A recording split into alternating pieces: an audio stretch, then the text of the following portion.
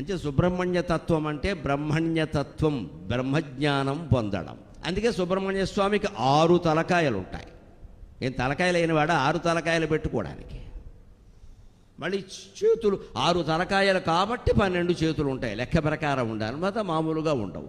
ఆయన చేతిలో ఆయుధం ఉంటుంది, శక్తి ఆయుధం అంటారు.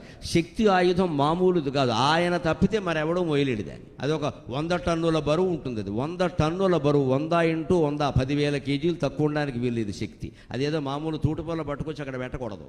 దాన్ని శక్తి అంటారు, మహాశక్తి అంటారు. దాంతోనే క్రౌంచ పర్వతాన్ని భేదించాడు ఆయన. అవతల ఉండేటువంటి తారకాసురుణ్ణి జయించడానికి దేవతల సైన్యం వెళ్ళడం కోసం క్రౌంచ పర్వతానికి కన్నం వేశాడని చెబుతారు. ఆశ్చర్యకరమైన విషయం ఏమిటో తెలుసా? దొంగతనం చేసేవాడు కూడా గుళ్ళోకి వెళ్ళి దండం పెట్టుకునేవాడు పూర్వం. ఎవరికో తెలుసా? కుమారస్వామి గుళ్ళోకి వెళ్ళేవాడు. శూద్రకుడు, ఒక శర్విలకుడు అని ఒక దొంగ ఉంటాడు. ఆయన దొంగతనానికి వెళ్లే ముందు సుబ్రహ్మణ్య స్వామి గుళ్ళోకి వెళ్ళి దండం పెట్టుకుంటాడు.